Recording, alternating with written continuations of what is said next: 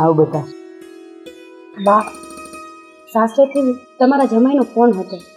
મારે અચાનક જવું પડે એમ છે. હા બેન, તારી તો પહેલી ફરજ છે કે તારું સાસુ સંભાળો.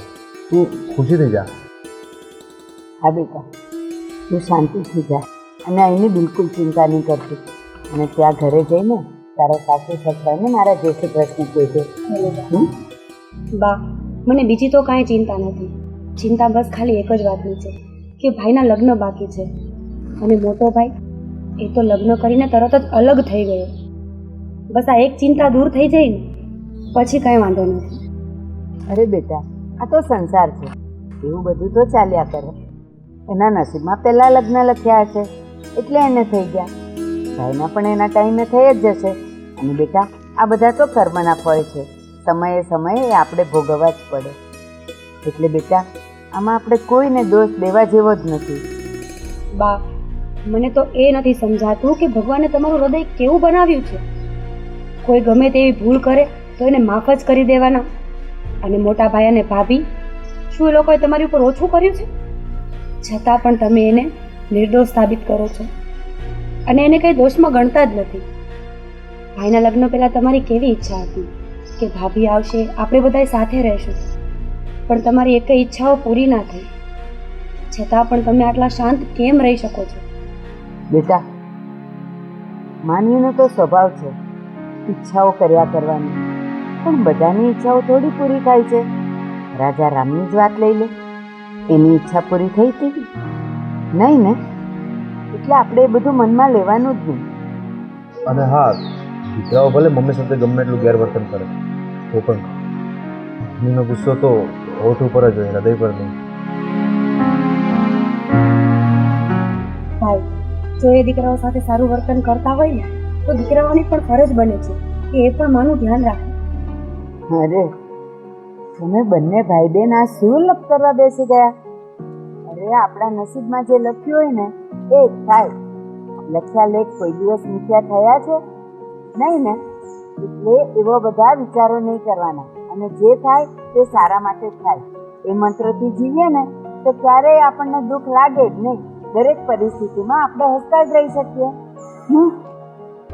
બા, તમે લોકોને શું લાગે છે કે મોટા ભાઈ અને ભાભી પાછા આપણી સાથે રહેવા આવશે? હા બેટા, મને પૂરો વિશ્વાસ છે કે ડાંગે માર્યા પાણી ક્યારેય નોખા ન થાય. અત્યારે ભલે એને કંઈક દુઃખ હશે અથવા કંઈ પણ હશે એટલે એ અલગ છે, પણ એક વખત ચોક્કસ આપણી સાથે રહેવા આવી જશે. મને મારી મા મેલડી પર પણ પૂરો ભરોસો છે કે અમને માં છોડીને ભેગા કરી જ દેશે. સાચું કહું બા, તમે જે આ મેલેડી ઉપર વિશ્વાસ રાખીને બેઠા છો ને એ મેલેડી માં જ તમને જીવન જીવવાની શક્તિ પૂરી પાડે છે. ભાઈ, હા, હવે મારે બહુ મોડું થઈ ગયું છે, હવે હું નીકળું. હા, જય શ્રી કૃષ્ણ. સંભાળીને જજે બેટા. હા. જય શ્રી કૃષ્ણ દીકરા.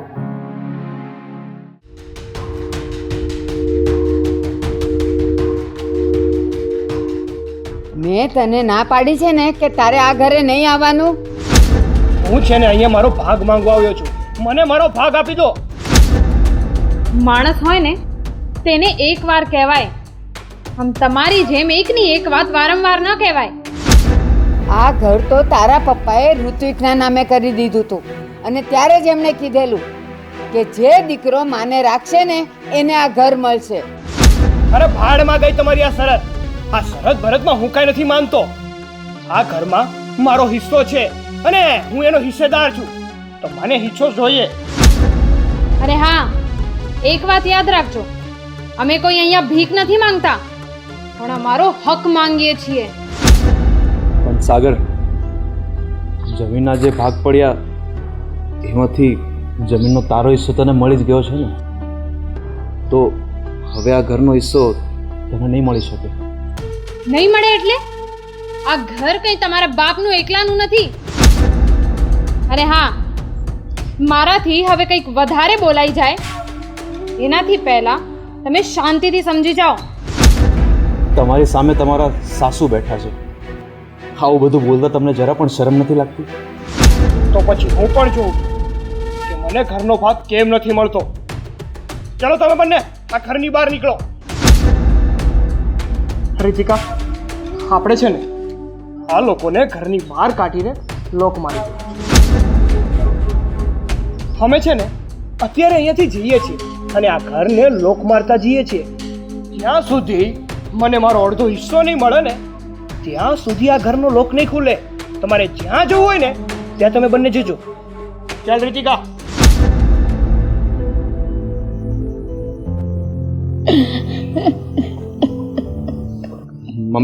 મમ્મી તમે રડશો નહીં, ચિંતા ન કરો, બધું ઠીક થઈ જશે.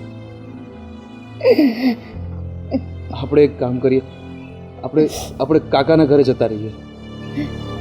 ચાલો.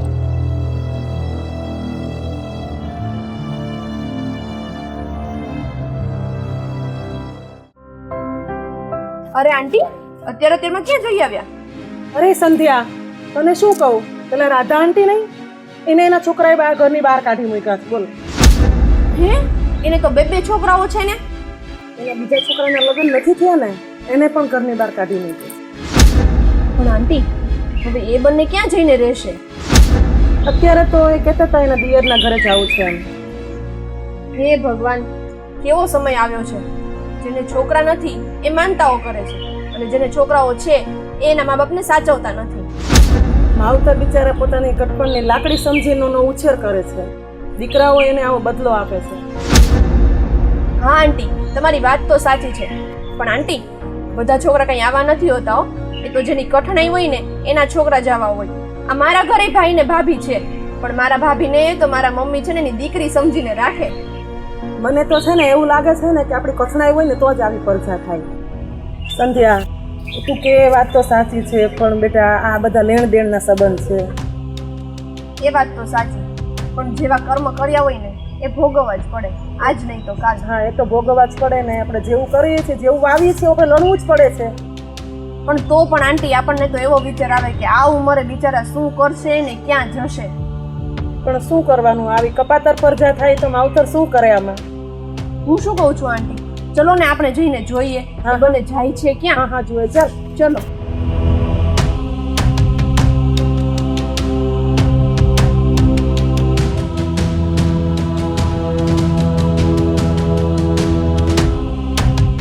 અરે તમે બેન કઈ બાજુ? આ જુઓ ને, મારા મોટા દીકરાએ અમને બંનેને ઘરની બહાર કાઢી મૂક્યા. બાપ રે, હળાહળ કળિયુગ આવી ગયો છે.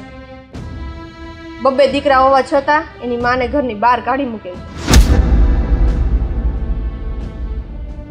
છોડો મમ્મી બધું, ચાલો આપણે જઈએ.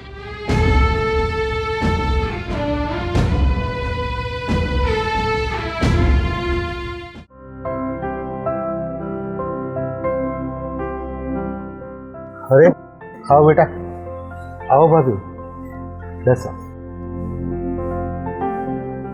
ભાભી, તમે લોકો ઉદાસ કેમ છો? શું થયું છે? કંઈક વાત તો કરો. કાકા, થયું એવું કે હમણાં સાગર આવ્યો હતો ઘરે અને અમારી સાથે બહુ જ ઝઘડો કર્યો. અમને બંનેને ઘરની બહાર કાઢી મૂક્યા. ઘરને લોક પણ મારી દીધું અને કહ્યું કે જ્યાં સુધી આ ઘરમાંથી અડધો ભાગ નહીં આપો ને ત્યાં સુધી આ ઘરમાં નહીં આવવા દો. શું? ઘરને તાળું મારી અને તમને બહાર કાઢ્યા, આમ રસ્તે રજવતા કરી દીધા? શું એનું પોતાનું મકાન છે? સાહેબ, તમે તો જાણો જ છો ને કે આ મકાન ઋત્વિકના પપ્પા અમને આપીને ગયા છે. બસ હવે વધારે સહન નથી થાય એમ. હવે આ ભાગ તમે જ અમને અપાવો, તમે જ અપાવો. બહુ મોટી ભૂલ કરી છે. એને આવું નહોતું કરવું જોઈતું. વિનુભાઈ, આ ઋત્વિકના પપ્પાના ગયા પછી તો તમે જ ઘરના વડીલ છો. બસ આનો હલ તો તમારે જ કાઢવો પડશે. એટલે અમે મા દીકરો તમારી પાસે આવ્યા છીએ. હા કાકા, અને ઉપરથી અત્યારે મારા હાથ ઉપર પૈસા પણ નથી. આવી રીતે અમને ઘરની બહાર કાઢી મૂક્યા તો હવે અમે બંને ક્યાં જઈને રહીશું? હા બેટા, હું સાગરને સમજાય. અને નહીં સમજે ને તો એ ધમકાવીશ, જરૂર પડે તો બે તમાચા મારી દઈશ. અને હા કાકા, મારા પપ્પાની જમીનનો જે અડધો ભાગ સાગરને મળ્યો હતો ને, એ જમીન તો એણે વેચી પણ નાખી. ખબર નહીં એ પૈસા એણે ક્યાં નાખ્યા હશે. સાગર અત્યારે ખરાબ મિત્રોની સોબતમાં અવળે રસ્તે ચડી ગયો છે. પણ તમે ચિંતા નહીં કરતા, હું તમારો સમસ્યાનો ઉકેલ શોધી આપીશ. હું જઈશ અને સાગરને સમજાવીશ. વિનુભાઈ, એક વિનંતી કરું છું, જ્યાં સુધી આ સમસ્યાનો હલ ન આવે અને અમને અમારું ઘર ન મળી જાય ત્યાં સુધી અમે મા દીકરો તમારા ઘરે રહેવા માંગીએ છીએ.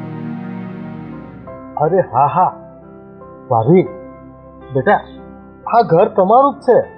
તમે જ્યાં સુધી ઈચ્છો ત્યાં સુધી અહીં રહી શકો છો.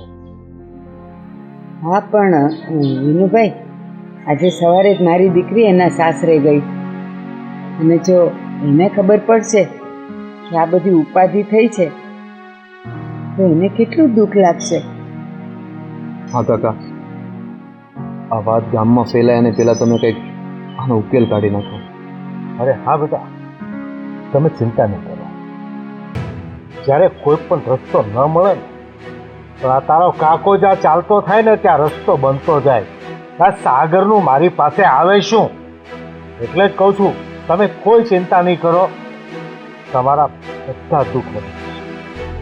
ભાઈ, એવું થાય તો બહુ સારું. બાકી આ દુનિયામાં હવે મારું અને ઋત્વિકનું કોણ છે? એક તમે જ તો છો. હા કાકા, આ બધી વાત તો ઠીક છે, પણ તમે જલ્દી અત્યારે જાઓ ને, બંનેને લાઈન પર લાવો ને આ સમસ્યાનો ઉકેલ લાવો. તો સારું ભાઈ. બાકી આ દુનિયામાં તમારા જેવી મદદ કરે એવું અમારું કોઈ નથી. સાચું કહું ભાઈ, જ્યાં સુધી આ અમારું મકાન અમને નહીં મળે ત્યાં સુધી ગળા નીચે કોળીઓ નહીં ઉતરે. કાકા, મારે જોબ પર જવાનો ટાઈમ થઈ ગયો છે, તો હું નીકળું. હા બેટા, તું નીકળ. અને હું પણ સાગરને ઘરે જાઉં છું. એ એના મનમાં સમજે છે શું? ભાભી, તમે ચિંતા નહીં કરતા, હું અત્યારે એના ઘરે જઈ અને એની શાન ઠેકાણે લાવું છું. ચાલ બેટા.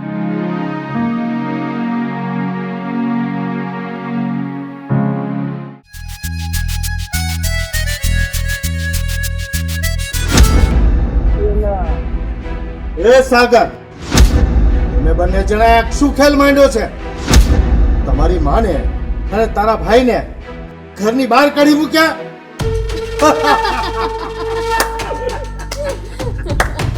આવો કાકા.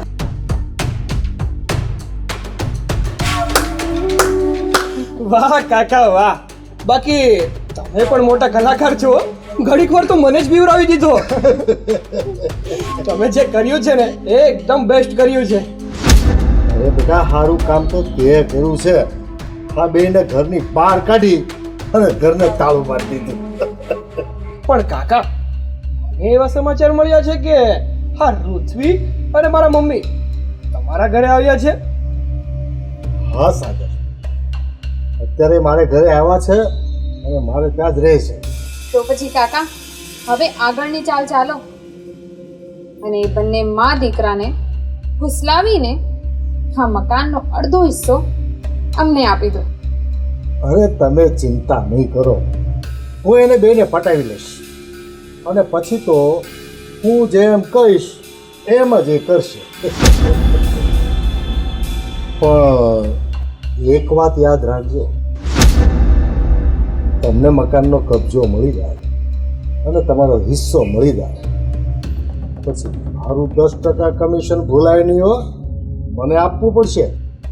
અરે હા હા કાકા, તમને તમારું 10% કમિશન મળી જશે. તમે ચિંતા ન કરો. અત્યારે તો છે ને તમે મારું કામ કરી આપો. ચાલો કાકા, તો હું તમારા માટે ચા બનાવી લાવું.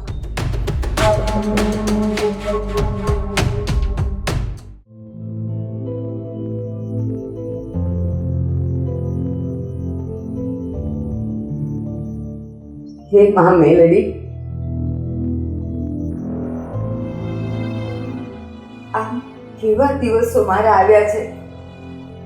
હું તો હવે ભટકી ગઈ છું. હે મા મેલડી, હે મારી કુળદેવી, આજે અમને કેવા સંકટમાં મૂકી દીધા, કેવી મુશ્કેલીમાં મૂકી દીધા. માં, મારા પેટના દીકરાએ મને ધક્કો મારીને કાઢી મૂકી છે. માં, આ મારી કયા કર્મોની સજા તું મને આપે છે? માં, કયા કર્મોની સજા આપે છે?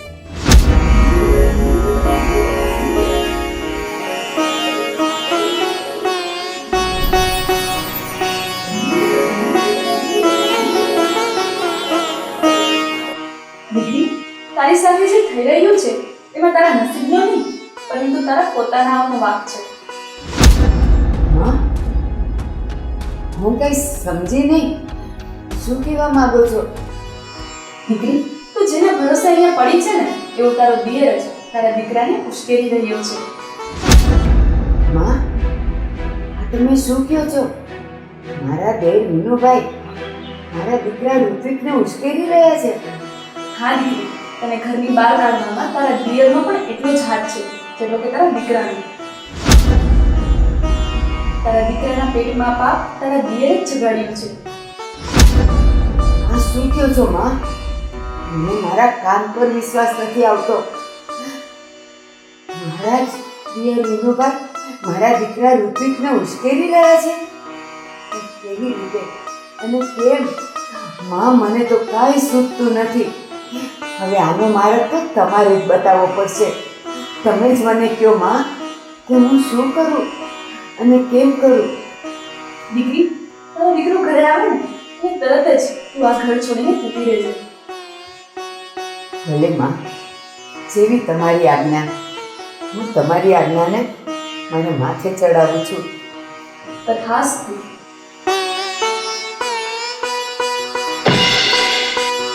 માં, માં, હા, તમે મારી વારે ધાયા છો.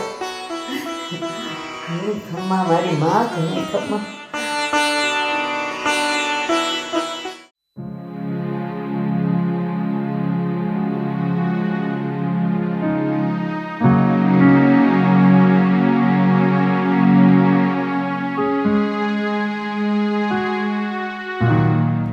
ભાભી, સાગરને ઘરે જઈએ એવું ખખડાવી નાખ્યો એને.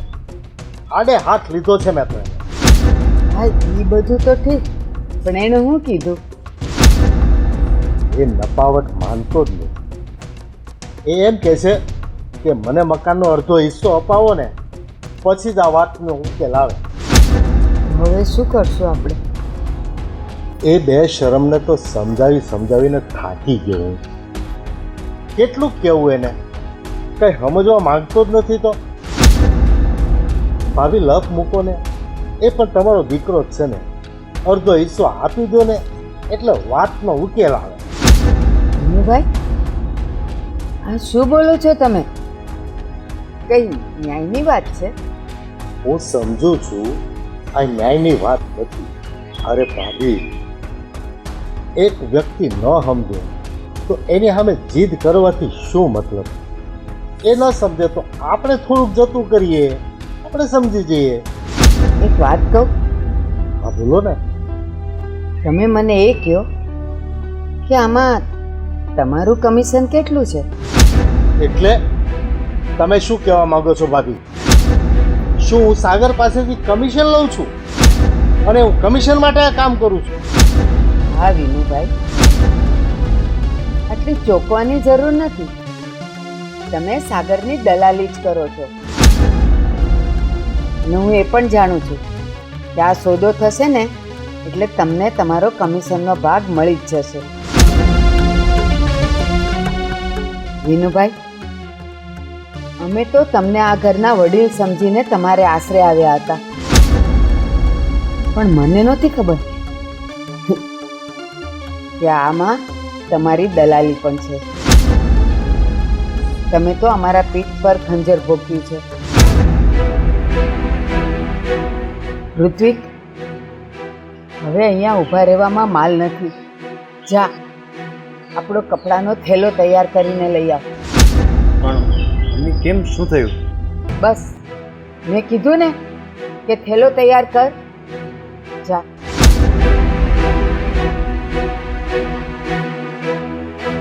વિનુભાઈ, હું જાઉં છું તમારું ઘર છોડીને. મારે અહીંયા મારું માન અને મિલકત ખોવાની કોઈ ઈચ્છા નથી.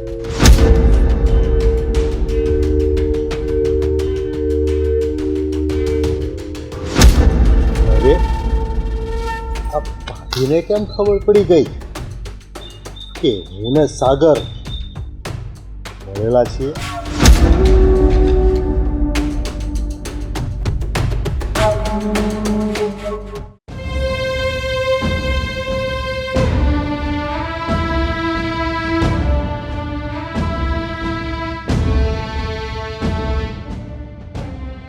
મમ્મી, હા બેટા. આપણે બંને ક્યારના આમથી આમ ભટકીએ છીએ. ક્યાં સુધી આમને આમ ભટકતા રહીશું? પણ બેટા, શું કરીએ? આપણી પાસે ઘરે નથી ને કોઈ આશરોય નથી.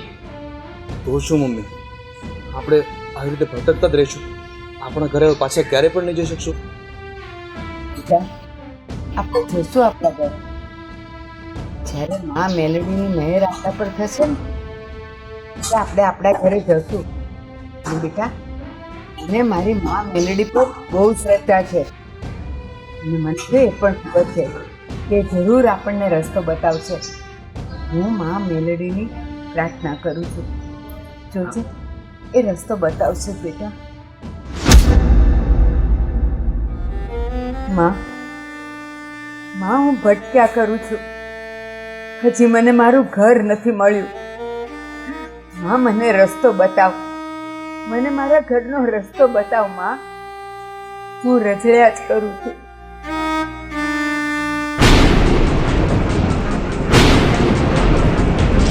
દીકરી, તું ચિંતા ના કરીશ. આજનો સૂરજ આથમતા પહેલા જ તને તારું ઘર મળી જશે. પૂર્વ દિશામાં આથમતા સૂરજે 20 ડગલા ભરજે એટલે તને તારી ચાવી આપોઆપ મળી જશે. માં, તું ક્યાં છે બેટા? તે સાંભળ્યું ને? મારી માએ કીધું છે કે સંધ્યા ટાણે તું પૂર્વ દિશામાં 20 ડગલા ચાલીશ, ત્યાં ઘરની ચાવી મળી જ જશે. ચાલ બેટા, હવે મારા મનમાં આશા જાગી છે. મારી માં રસ્તો બતાવશે. ચાલ બેટા, ચાલ.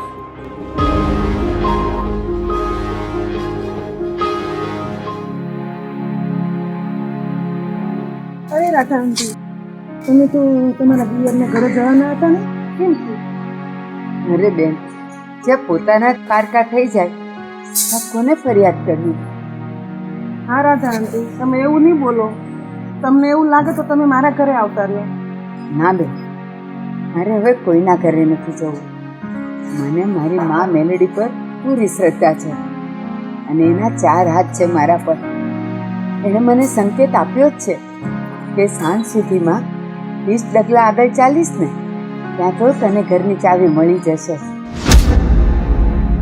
હવે અમે મા દીકરો સંધ્યા ટાણે પૂર્વ દિશામાં જાશું ને, એટલે અમને અમારી ચાવી મળી જશે. એની મને શ્રદ્ધા છે મારી મા મેલડી પર. બેન, એટલે જ મારે હવે કોઈનો ઉપકાર નથી જોતો. મારી મા મેલડી જ મને મારું ઘર આપી દેશે. અરે રાધાબેન, જેની માથે માં મેલડીનો હાથ હોય ને, એનો તો વાળ વાંકો કોઈ નથી કરી શકતું. હા, બસ શ્રદ્ધા અને વિશ્વાસ એની ઉપર રાખવાનો. મારી મા મેલડી તો મારી સાથે જ છે, હાજરા હજુર છે. હું જેવી એને યાદ કરું છું ને, બસ મારી સામે આવી જ જાય છે. મમ્મી, સંધ્યા ટાણું થઈ ગયું છે, આપણે જઈએ. હા બેટા, ચાલો અમે જઈએ.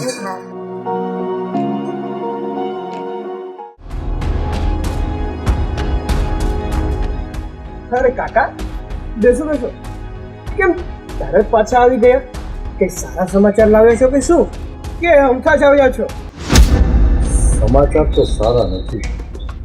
આપણે ધ્યાન ખોલી કરી દીધું. કેમ, શું થયું કાકા? અરે તારા મમ્મીને ખબર નહીં ક્યાંથી ખબર પડી ગઈ કે આપણે બંને મળેલા છીએ. પણ એવું કઈ રીતે શક્ય બની શકે? આપણે મળેલા છીએ એ તમે, હું અને રીતિકા 3 વ્યક્તિઓ જ જાણીએ છીએ. ખબર નહીં, પણ મારું 10% કમિશન છે ને એ વાતની પણ એને ખબર પડી ગઈ છે. કાકા, મને તો એવું લાગે છે કે કોઈ ઘરનો ભેદી જ છે જે આપણી એ બધી જ જાણકારી એ લોકો સુધી પહોંચાડે છે. અરે આ શું થાય છે કાકા? ખબર નહીં. અરે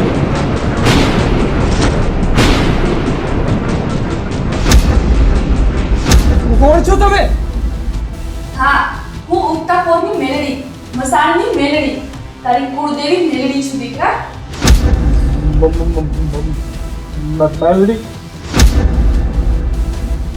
હા, હું મેલડી. તમને ત્રણેયને તમારા પાપોની સજા આપવા આવી છું. નરાધમો, તમે અબળા સ્ત્રીનું ઘર છીનવી લેવાની કોશિશ કરી છે. મારી દીકરીને રસ્તે રઝળતી કરી દીધી છે. તમે મારી દીકરીના ઘર પર ખરાબ નજર કરી છે.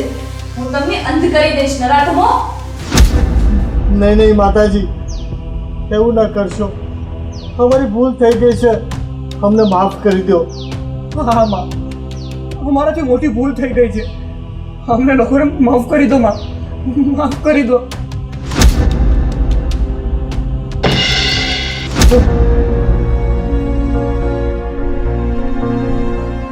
બેટા, ખરેખર સંપત્તિની લાલસામાં આપણે રસ્તો ભૂલી ગયા.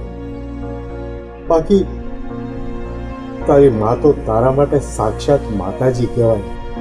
એનો દોષ તે કર્યો અને હું પણ કમનસીબ.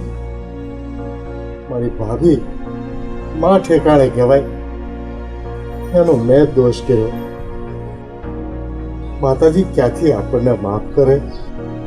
આપણી ભૂલની સજા માતાજી માફ કરે તો સારું. હા કાકા, તમારી વાત સાચી છે. નાના એવા ઘર માટે મેં મારા ભાઈને જાકારો આપી દીધો. અરે એ લોકોને રસ્તે રઝળતા કરી દીધા. આપણાથી બહુ મોટી ભૂલ થઈ ગઈ છે, પણ હજી મોડું નથી થયું. આપણે મારા મમ્મી પાસે અને મારા ભાઈ પાસે જઈએ અને માફી માંગીને ઘરે પાછા લઈ આવીએ. હા બેટા, એમના જીવ બહુ ઉદાર છે, બહુ ચોખ્ખા મનના વ્યક્તિ છે. દેવ આપણને જરૂર માફ કરી દેશે. ચાલ બેટા, હવે મોડું થઈ જશે. હા કાકા, ચાલો. ચાલ.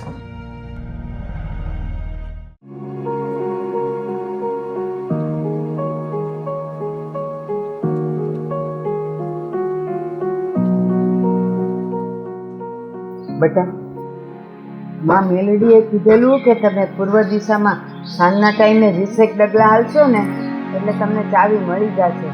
બીજું આપણે આ 20 ડગલા સુધી તો આવી ગયા, ક્યાંય ચાવી દેખાતી નથી. મમ્મી, હા ચાવી. માં મેલડી, આ તો આપણા જ ઘરની ચાવી છે. હસીન રાખજો બધા, હવે ખોવાય નહીં. અરે બા, ભાઈ, આ થેલા લઈને ક્યાં ઉતર્યા તમે લોકો? બેટા, હું વાત કરું તને, જેવી સાસરે જવા નીકળી ને એવું તરત જ તારા મોટા ભાઈએ અમને બેવને ઘરની બહાર કાઢી મૂક્યા. વાત કરો છો તમે? હા બેટા, તમે ચિંતા નહીં કરો બા, તમારી દીકરી હજુ જીવે છે. તમે મારા ઘરે ચાલો ને. ના બેન, હવે ક્યાંય જવાની જરૂર નથી. હવે અમે આપણા ઘરે જ જઈએ છીએ. ચાવી મળી ગઈ છે. પણ તમે તો એમ કહેતા હતા કે હમણાં કાઢી મૂક્યા ને હવે પાછું ઘરે. હા, પણ મેલડીમાં આજે ને આજે જ પરચો બતાવ્યો. મેલડીમાં કહ્યું કે 20 પગલાં ભરતા જ ચાવી મળી જશે અને ચાવી ગોતતા મળી ગઈ. બા, તમારી ભક્તિ ખરેખર કામ કરી ગઈ. બેટા, ખરેખર માં મેળીએ તમને પરચો આપ્યો. ચાલો મમ્મી આપણા ઘરે જઈએ. ચાલ બેટા. હા ભાઈ, તમે શાંતિથી જાઓ, હું પછી નિરાંતે આંટો મારવા આવીશ. કેમ? હા બેટા. જય શ્રી કૃષ્ણ. જય શ્રી કૃષ્ણ બેટા.